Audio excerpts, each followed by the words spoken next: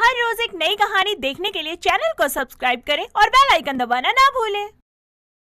अनीता 22 साल की थी, लेकिन उसकी आदत बिल्कुल बच्चों सी मस्ती मजाक करने और बिंदास रहने की थी। लेकिन अनीता 12वीं क्लास में 2 साल से फेल हो रही थी और इस बार तीसरा साल था जब उसने 12वीं का एग्जाम दिया था। तभी एक रोज सफाई करते हुए अनीता की माँ उर्मी को अनीता के तकिए के नीचे 5-6 अमरख दिखाई देते हैं। ये देखकर उर्मी अपनी बेटी अनीता से कहती है, अनीता, ये अमरख मुझे तेरे तकिए के नीचे से मिला है। कहाँ से आई ये अमरख? कहीं तूने ये चोरी तो नहीं की है? माँ, ये क्या कह रही हैं आप? अब जब माँ ही अपने बच्चों को चोर कहेगी तो सारी दुनिया भी तो मुझे चोर ही कहेगी ना। ज्यादा ड्रामा मत कर और चुप करके बता, कहाँ से आए हैं ये और इसे खरीदने के लिए पैसे? पापा ने जो मुझे पैसे दिए थे ना, मैंने उसी के अमरख लिए थे। आपको तो मुझ पर भरोसा नहीं है माँ। मेरा बस चले तो तुझे एक पैसे ही नहीं दूं। जब देखो इमली अमरख अचार ऐसे ही खाती है जैसे कल ही मुझे नानी बनाएगी। अनीता को अमरख खाना बहुत ही ज्यादा पसंद था, जिसके लिए अनीता ने 12वीं फेल जैसे रिस्क भी उठा लिया था। और तो और इस बार भी अनीता फेल ही होने वाली थी, क्योंकि वो अपनी नई नई किताबें अमरख के लिए बेच दिया करती थी।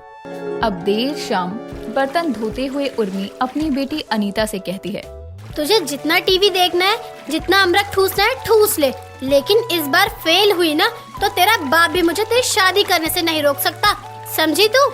हाँ माँ, मुझे भी यही लगता है। अब मुझे भी शादी कर ही लेनी चाहिए।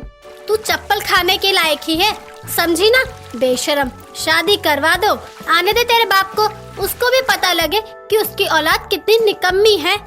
ऐसे ही समय बीतता है और अनीता का रिजल्ट आता है, लेकिन इस बार भी अनीता फेल हो जाती है।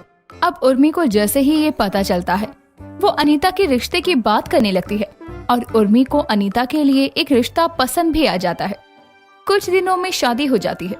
अब अनीता ससुराल आती है तो अनीता की सास सरला अनीता का जैसे ही घूंघट उठाती है, वैसे ही अनीता को देखकर हैरान रह जाती है, क्योंकि वो अमरख खा रही थी। अब सरला अपनी बहू अनीता से कहती है, राम रे राम, बहू ये क्या खा रही है तो घूंघट में? अरे माँ जी, वो मुझे अमरख बहुत पसंद है और मैंने कल से ही इसे खाया नहीं, और आने लगी थी मेरी दोस्त ने मुझे ये हाथ में थमा दिया तो मुझे इसे देखकर रहा नहीं गया। ठीक है बहू, चल अब तो अपने कमरे में जाकर थोड़ा आराम कर ले। अब सरला के पास खड़ी विमला सरला से कहती है, सरला, तुझे पता भी है अमरख कब खाते हैं? जब पैर भारी हो। कहीं तेरी बहू पेट से तो नहीं? रात में शादी हुई है और आज वो पेट से हो गई। तू भी विमला कुछ भी बोलती है। मैं तो यह कह रही हूँ कि कहीं पहले से ही तेरी बहू का किसी से चक्कर वक्कर हो और ये सब हुआ हो। अमरख खाती है तो वो कैरेक्टरलेस हो गई, कुछ भी बोलती है तू विमला।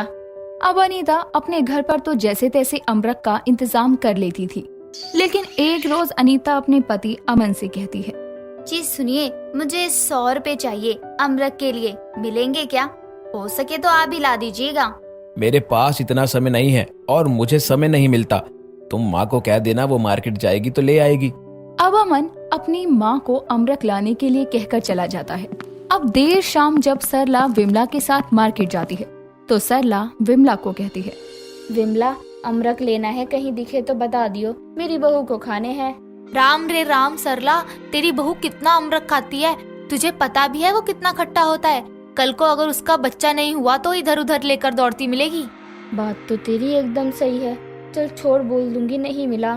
अब सरला मार्केट से सामान लेकर घर पहुंचती है तो वो देखती है कि अनीता ने उसके हाथों से थैला लिया और सारी सब्जी हॉल में पलट देती है। ये देखकर सरला अपनी बहू अनीता से कहती है, बहू ये क्या कर रही है तू? क्या ढूंढ रही है? मुझसे पूछ, ये क्या तरीका है?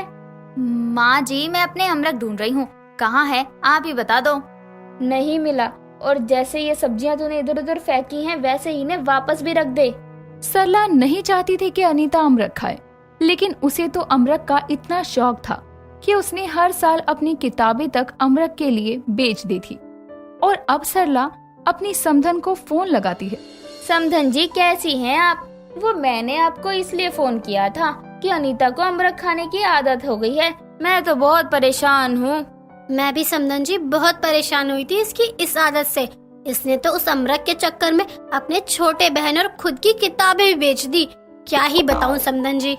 आपको पता भी है समधन जी, अनीता ने अमन और मेरे अच्छे अच्छे कपड़े बर्तन वाली को देकर बर्तन की जगह पैसे ले लिए और पड़ोस की एक लड़की से अमरख मंगवा कर खाया है। अब मुझे नहीं रखनी आपकी बेटी, ले जाइए आप अपनी बेटी को। जी ऐसा है समदन जी, मुझे माफ कीजिएगा, अब वो आपके घर की बहू है। हमारे घर में भी बेटी थी, आए तो वेलकम, जाए तो भीड़ कम। इतना बोलने के बाद उर्मी भी फोन कट कर देती है। अब सरला अपनी बहू अनीता से कहती, बहू देख, तो जितना अमरख खाती है उससे मैं तो परेशान हूँ ही, लेकिन अब तुझे घर का कोई आदमी अमरख ला कर ना दे तो तू घर का सामान बेचकर अमरख लाएगी क्या? माँ जी, मैंने आपको पहले ही बोल दिया था कि मुझे अमरख बहुत पसंद है, उसे खाए बिना मेरा दिन ही नहीं जाता। अब सरला अपनी बहू अनीता को समझा चुकी थी, लेकिन वो समझने को तैयार नहीं थी, जिस वजह से अब सरला अपनी बहू को सबक सिखाने का फैसला लेती है और अपनी बहू को ढेर सारा अमरख ला कर देती है और कहती है, बहू ये अमरख विमला के हैं, इसमें से एक भी अमरख खाने की भूल मत करियो और चल चल कर इसका अचार बना। इतना बोलकर सरला अनीता के सामने ही कुर्सी लेकर बैठ जाती है और जैसे ही अनीता अचार बनाते हुए अमरख खाने की कोशिश करती है, सरला अनीता के मुंह से वो अमरख छीन लेती है और ये देखकर अनीता अपनी सास सरला से कहती है, माँ जी आप ये सब क्यों कह रही हैं? मुझे ये बहुत पसंद है, उसे खाए बिना रहा ही नहीं जाता और आप मुझे इसे खाने नहीं दे रही हैं, यहाँ तक कि मुंह से छीन रही हैं। बहुत जितना कहा जाए उतना कर, तुझे इस अमरख को खाना नहीं है। माँ जी मुझे एक ही खाने दो ना, दूसरों के लिए तो आप मुझसे ऐसे काम करवा रही हो। बहू इन आचार के विमला ने पैसे दिए हैं और मैं अपने काम में बेईमानी नहीं करती। माँ जी को इस हरकत की भारी कीमत चुकानी पड़ेगी, अभी तो मैं कुछ नहीं बोल सकती। अब अचार बनाकर रखने के बाद सरला उसे अपने कमरे में रखवा देती है और देर रात अनीता सरला के कमरे से वो अचार का डब्बा उठा लाती है और पेट भरकर खाती है, फिर सो जाती है। अब अगली सुबह विमला सरला के घर आती है और सरला से कहती है, सरला कैसी है, मेरा अमरख का अचार बनाया नहीं? हाँ हाँ विमला बन गया है, अभी लाकर देती हूँ, रुक तो। अब जैसे ही सरला उस अचार के डब्बे को लेकर आती है और विमला को देती है, वैसे ही विमला सरला से कहती है, ये ले तेरा अमरख का अचार और पूरे पैसे भिजवा दियो। अब अनीता जब अपनी सास के हाथ में अमरख के अचार से भरा डब्बा देखती है तो वो हैरान रह जाती है कि ऐसा कैसे हो सकता है। अब अनीता अपने कमरे में जाती है और बाकी के रखे अमरख के अचार को देखती है और खुद से कहती है, ये अचार भी यही है, मैंने कल रात को अमरख का अचार खाया भी और डब्बा भी खाली किया, लेकिन माँ जी ने विमला को भरा हुआ अमरख का अचार का डब्बा कैसे दे दिया? ये सपना तो नहीं ना, क्योंकि सबूत तो मेरे सामने है। कहीं मैं अमरख खाते खाते पागल तो नहीं हो गई? बहू कहाँ है तू? बहू ये ले 100 रुपए विमला ने दिए हैं अचार के। मुझे क्या हो रहा है, कुछ भी समझ नहीं आ रहा, कहीं मैं सच में पागल तो नहीं हो गई? मुझे पता था ये अचार तो खाएगी ही, लेकिन ये सब तो मेरी चाल थी ताकि ये खुद को अमरख के पीछे पागल समझे। अब अनीता इस इंसिडेंट के बाद अमरख को देखकर ही दूर भागने लगती है। कृष्ण जन्माष्टमी का महोत्सव सर पर था और देवकी अपनी बहू राधा संग तैयारियों में मगन थी। इतने में पड़ोसन शारदा देवकी के घर आती है और दोनों सास बहू को माखन बनाता देखकर कहती है, क्या बात है, कान्हा के लिए माखन बनाना शुरू कर दिया राधा और देवकी ने? अरे तो और नहीं तो क्या, बनाए ना, जन्माष्टमी सर पर है, कितनी तैयारियां करनी है। अभी मोहल्ले में बड़ा सा पंडाल लगाना है, तो उससे पहले सोचा माखन बना ले, जन्माष्टमी के समय भोग के लिए काम आएगा। हाँ आंटी जी, और आपको तो पता है बिना माखन के हमारे मुरलीधर प्रसन्न कहाँ होते हैं। मुरलीधर तो राधा के नाम से ही प्रसन्न हो जाते हैं बहू। वैसे देवकी बहन, तुम्हारा घर तो सच में भगवान कृष्ण का घर लगता है, क्योंकि तुम्हारा नाम देवकी, बेटे का नाम मोहन और बहू भी तुम राधा नाम की लाई हो। बहन मैंने तो जान के अपने बेटे का नाम मोहन रखा था, क्योंकि मैं ठहरी कृष्ण भक्त और बहू मुझे राधा भगवान की कृपा से मिल गई। अच्छा अब तू बातें ना कर, मोहल्ले में पंडाल का सामान आया कि नहीं जरा देख कर आ।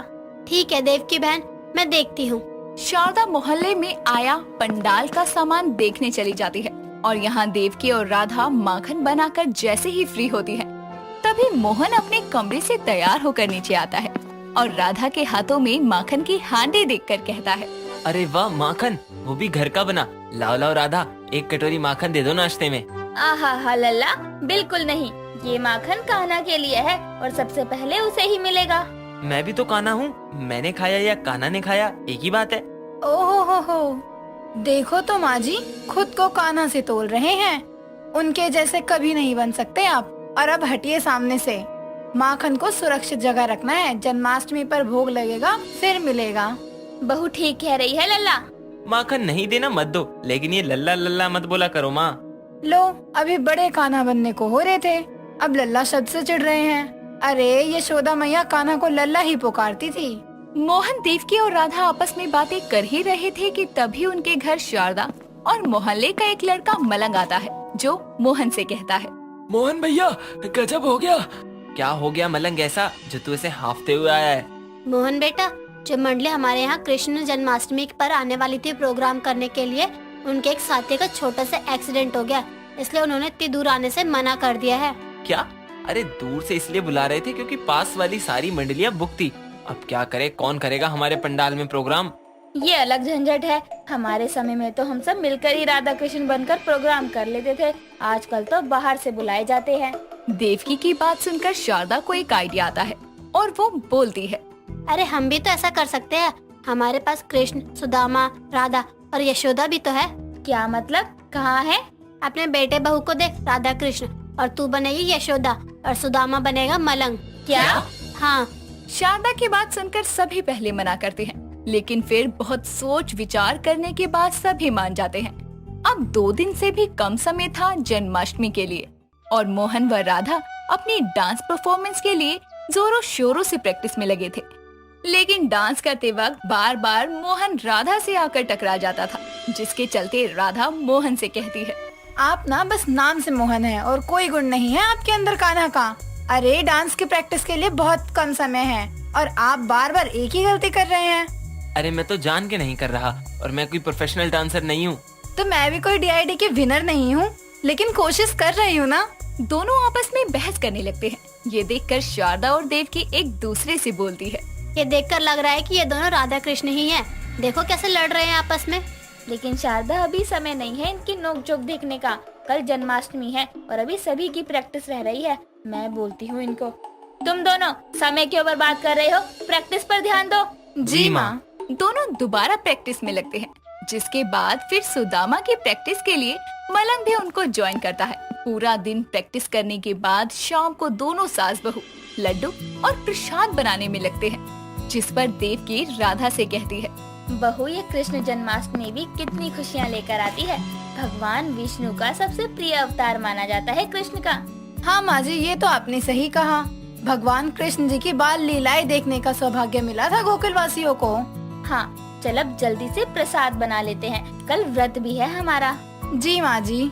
दोनों सास बहू प्रसाद बना लेती हैं और सोने चली जाती हैं। अगले दिन सुबह जल्दी उठकर नहा धोकर पूरा परिवार घर के मंदिर में पहले पूजा करता है, श्री भगवान कृष्ण को भोग लगाता है और फिर देवकी एक जयकारा लगाते हुए कहती है, यशोमती मैया के नंद लाला की जय। हे कान्हा, जन्म दिवस की ढेर सारी शुभकामनाएं। आप अपनी कृपा मेरे बेटे बहू पर बनाए रखना। हे कान्हा, मेरी माँ अपने लिए कुछ नहीं मांगती, इसीलिए आज उनका ये लल्ला मांगता है कि मेरी माँ देवकी को हमेशा खुश रखे। इतना बोलकर मोहन और राधा देवकी के पैर छूकर उसका आशीर्वाद लेते हैं। तभी शारदा और मलंग घर में आकर कहते हैं, भैया आओ बाहर देखो, पंडाल लग चुका है, बाहर आकर भी दर्शन कर लो। सभी लोग मिलकर मोहल्ले में लगी पंडाल के पास जाते हैं और वहाँ की साज सजावट देखकर खुश हो जाते हैं।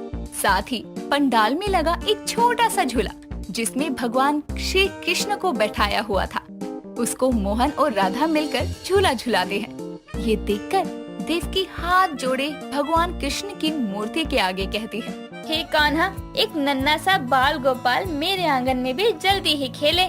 चलो अब लास्ट प्रैक्टिस कर लेते हैं, शाम को हम सबको ही परफॉर्मेंस देनी है। हाँ हाँ चलो। सभी एक बार फिर प्रैक्टिस के लिए चले जाते हैं। अब समय गुजरता है और शाम होती है। राधा पूरी तरह से तैयार होकर राधा रानी की तरह लगती है, तो वहीं मोहन भी अच्छे से तैयार होकर अपना कृष्ण रूप धरता है। देवकी यशोदा तो मलंग सुदामा बनकर तैयार होते हैं, जिसके बाद प्रोग्राम शुरू होता है और एक एक करके सभी परफॉर्मेंस देते हैं। मोहन पहले यशोदा संग मिलकर कुछ बाल लीलाएं करता है, तो उसके बाद राधा कृष्ण संग डांस परफॉर्मेंस देता है। सभी उनके लिए तालियां बजाते हैं और शारदा भी सबको देखते हुए कहती है। अरे वाह, कमाल कर दिया हमारे मोहल्ले की मंडली ने। प्रोग्राम खत्म होने के बाद सब मिलकर आरती गाते हैं और एक साथ जयकारा लगाते हुए कहते हैं, वासुदेव पुत्र की जय, नंदलाला की जय। आरती खत्म होते ही जैसे ही देवकी राधा के पास प्रसाद देने आती है, तभी प्रसाद लेते हुए राधा अचानक बेहोश हो जाती है।